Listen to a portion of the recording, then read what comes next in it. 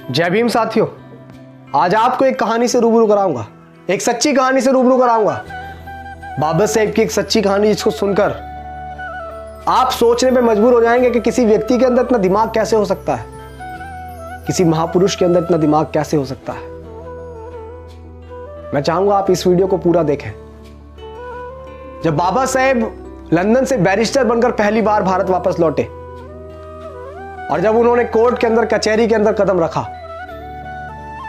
तो लोगों ने, जितने भी कोर्ट के अंदर और वकील थे, सबने बाबा साहेब को देखकर यह पहचान लिया था कि ये तो वही है जो महार जाति का व्यक्ति है।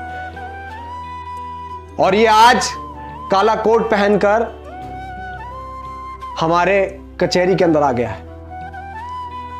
और बाबा साहेब वहां जाकर अपना ठिया ढूंढने लगे। सबके पास अपने अपने ठिए होते हैं बैठने के लिए।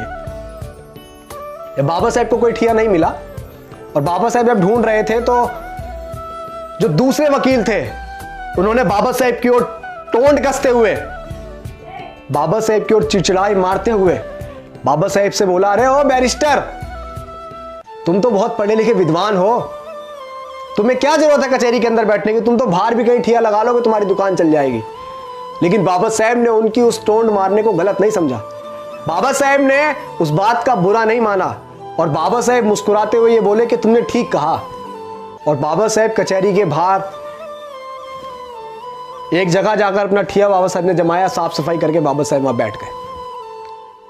मैं बहुत शॉर्ट में आपको बात बता रहा हूं, कहानी बहुत लंबी है, इतिहास के पन्नों में आप पढ़िएगा। और बाबा साहेब के पास छोटे मोटे केस आने लगे, रोजी रोटी चलती रही, हल्का फुल्का बिजनेस बढ़ा, कारोबार बढ़ा। और उसी दौरान एक सेठ और एक सेठानी का एक बेटा, जो एक लौता बेटा था, उसको फांसी की सजा बोली गई थी। वो सेठ और सेठानी पूरी मुंबई में ऐसा कोई वकील नहीं छोड़ा जिसके घर वो ना घूमे, जिसके पास भी जाते और जिसको भी वो फाइल दिखाते अपने बच्चे की, वो मना कर देता कि तुम्हारा बच्चा नहीं बच पाएगा। उसने बहुत पैसा खर्च कर दिया उस सेठ ने।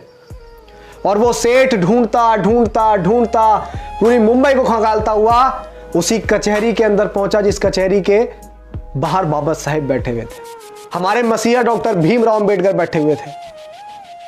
और जब उस कचहरी के अंदर उस सेठ ने अपने बच्चे की फाइल को दिखाया, एक लौते बेटे की फाइल को दिखाया, तो किसी भी वकील ने उसकी फाइल लेने से इनकार कर दिया कि इसमें कुछ नहीं हो सकता, तुम्हारे बच्चे को कोई नहीं बचा सकता है।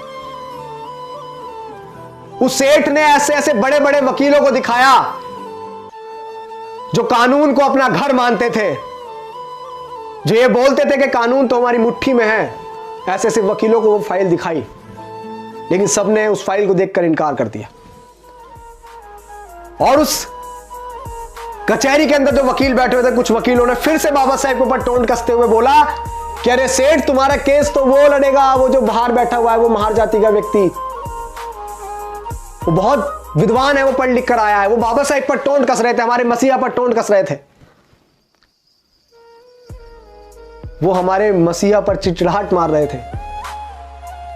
और जब, क्योंकि सेठ जो है वो मन से रो रहा था, उसे एक आशा की किरण चाहिए थी बस, क्योंकि उसका एक लौता बच्चा जिंदगी और मौत के बीच में अटका हुआ था। और जब उस सेठ ने सुना, उस वकील ने उस सेठ से बोला, तो सेठ उसकी बात मानकर वहीं पहुंच गया बाबा साहेब के पास और उसके बाबा साहेब के चरणों में जाकर वो जा लौटा और बोला कि हे बैरिस्टर, हे बाबा साहेब, मेरे बच्चे को बचा लो। तो बाबा साहेब ने बोला, सेठ उठो, मैं क्या कर सकता हूं, मैं क्या मदद करूंगा। ये फाइल तुमने किसी और व्यक्ति को, किसी और वकीलों को दिखाई होगी, उनको, उनके पास जाओ, मेरे पास क्या करने आए हो, मैं क्या करूंगा, मैं तो एक महार जाति का हूं, मैं क्या करूंगा, मैं तो नीच जाति से हूं ना। सेठ, आप बड़े बड़े वकीलों को दिखाओ। तो सेठ ने बाबा साहेब की शक्ल देखकर बोला कि नहीं, अगर मेरे बच्चे को कोई बचा सकता है तो बैरिस्टर आप बचा सकते हैं, वरना पूरी दुनिया की ताकत कोई मेरे बच्चे को नहीं बचा सकती। ये मैं आपका चेहरा पढ़कर बता रहा हूं कि बाबा साहब मेरी बात आप मान लीजिए, बैरिस्टर मेरी बात मान लीजिए, क्योंकि मैं तो एक बाप हूं, मैं उस पीड़ा को सहन कर लूंगा। लेकिन जो इसकी माँ है, जब उसकी माँ को पता लगेगा कि उसका बच्चा नहीं रहा, तो वो भी उसके गम में मर जाएगी। मेरे घर से 2 अर्थियां उठेंगी बाबा साहेब, मेरे घर से 2 अर्थियां उठेंगी। मेरा एक लौता पूत है, मेरा इतना बड़ा कारोबार है, इतने बड़ा बिजनेस है, इसे कौन संभालेगा, क्या करूंगा मैं इसका। जब बाबा साहेब ने सुना कि उसकी मां मर जाएगी, तो बाबा साहेब को वो बात याद आई कि जब बाबा साहेब छोटे से थे, तो बाबा साहेब की माता भीमाबाई ने एक बात कही थी कि भीमा, अगर कभी जरूरत पड़े किसी निर्दोष की जान बचाने के लिए, किसी का पूत की जान बचाने के लिए, अगर किसी अच्छे काम के लिए झूठ बोलना पड़े, तो संकोच मत करना भीमा, संकोच मत करना। और बाबा साहेब ने फाइल देखी और बाबा साहेब ने फाइल देखकर बोला कि सेठ ये बताओ, ये फाइल तुमने अब से पहले किसी और वकील को दिखाई? तो सेठ ने बोला कि है बैरिस्टर, मैंने ये फाइल दिखाई नहीं, मैंने इस फाइल पे इतना नोट खर्च किया कि किसी की आने वाली 3 पीढ़ी भी कमा नहीं सकती। मैंने इतना नोट इस फाइल पर खर्च कर दिया है, बस आप मेरे बच्चे को बचा लीजिए। ऐसे हाथ जोड़ के वो गिड़गिड़ा रहा था, बाबा साहेब के चरणों में गिर रहा था, बाबा साहेब के सामने हाथ जोड़ रहा था। और जब बाबा साहेब ने उसकी पीड़ा सुनी, उसकी फाइल देखी, तो बाबा साहेब ने बोला कि जाओ सेठ, मैं तुम्हारे बच्चे का केस लड़ूंगा, जाओ। और जब बाबा साहेब माने केस लड़ने को, तो वो सेठ बहुत खुश हुआ और उसने बोला कि मुझे यकीन है बाबा साहेब कि मेरा बच्चा अब बच जाएगा। जिंदगी और मौत में मात्र 10 दिन का फासला था, फांसी को 10 दिन बचे थे। कचहरी लगी, अदालत लगी, कोर्ट लगा। आप सुनिएगा बड़े ध्यान से कि किसी व्यक्ति में इतना दिमाग कैसे हो सकता है। हम क्यों बोलते हैं कि हमारे जो मसीहा, हमारे रहबर बाबा साहेब डॉक्टर भीमराव अंबेडकर जैसा दुनिया में और कोई नहीं हो सकता। ऐसे ही नहीं बोलते हम ये बात इसीलिए बोलते हैं क्योंकि उन्होंने ऐसा करके दिखाया। उनके दिमाग की बड़े बड़े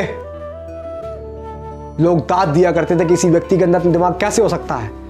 कोर्ट लगा, कचहरी लगी, कोर्ट के अंदर तो दोनों पक्षों के वकील आए। जब बात बोली गई तो जज ने बोला कि अंबेडकर तुम कुछ दलील देना चाहोगे? तो बाबा साहेब ने बोला कि नहीं जज साहब, अपना फैसला सुनाइए, आप, मैं कुछ नहीं कहूंगा। आप सोच रहे हैं, अब वो सेठ बड़े संकोच में था कि ये इसने तो बोला था कि मैं तुम्हारे बच्चे को बचा लूंगा और ये कोर्ट में कोई दलील भी नहीं दे रहा है। और बाबा साहेब ने बोल दिया कि जज साहब आप फैसला सुनाओ। और वो सेठ अपने मन में कह रहा था कि अंबेडकर तुमने हमारे साथ अच्छा नहीं करा बैरिस्टर, मैं बड़े आस के साथ तुम्हारे पास फाइल लेकर आया था, मैं तुम्हारे चेहरे को देखकर कह रहा था कि तुम मेरे बच्चे को बचा लोगे। और जब फांसी की सजा जज ने सुना दी और जब उसको लेकर गए, सुनिएगा बड़े गौर से और इस वीडियो को ज्यादा से ज्यादा शेयर भी कीजिएगा, जब उस लड़के को फांसी की ओर लेके गए और उसके गले में फंदा डाला ही था, तो बाबा साहब ने बोला बस जज साहब बस, आपने फांसी की सजा दी थी, आपने मौत नहीं दी थी। आप देखिए बाबा साहब का दिमाग। और उसी दिन से यह कार्रवाई चली जाती है कि सजाए मौत, अगर किसी को मौत की सजा देनी होती है तो सजाए मौत कहा जाता है, यह नहीं कहा जाता कि सिर्फ फांसी की सजा। बाबा साहब ने कहा कि बस जज साहब, आपने फांसी की सजा दी थी, आपने मौत नहीं दी थी। और यह दिमाग देखकर बड़े से बड़े बैरिस्टर, बड़े से बड़े जो लोग बाबा साहब पे टोंट कसते थे, जो हमारे मसीहा को नीच अछूत बताते थे, जो महर जाति का बताते थे, वो लोग चुप हो गए। और हमारे बाबा साहब शेर की तरह उस बच्चे को छुड़ाकर उस मां के पास लेके गए कि ये ले तेरे तरह बच्चा। और बाबा साहब ने उस निर्दोष की जान बचाई। ऐसे थे हमारे मसीहा। और हमारे मसीहा ने हमें बहुत अच्छा जीवन देने के लिए बहुत कुछ सहा है। तो आप सभी से गुजारिश है कि बाबा साहेब की मूवमेंट में हिस्सा बनिए, इस मूवमेंट का हिस्सा बनिए और समझिए कि बाबा साहेब का कारवां क्या था, उनकी कुर्बानियां क्या थी। किताबों में पढ़िए। जय भीम, जय भारत।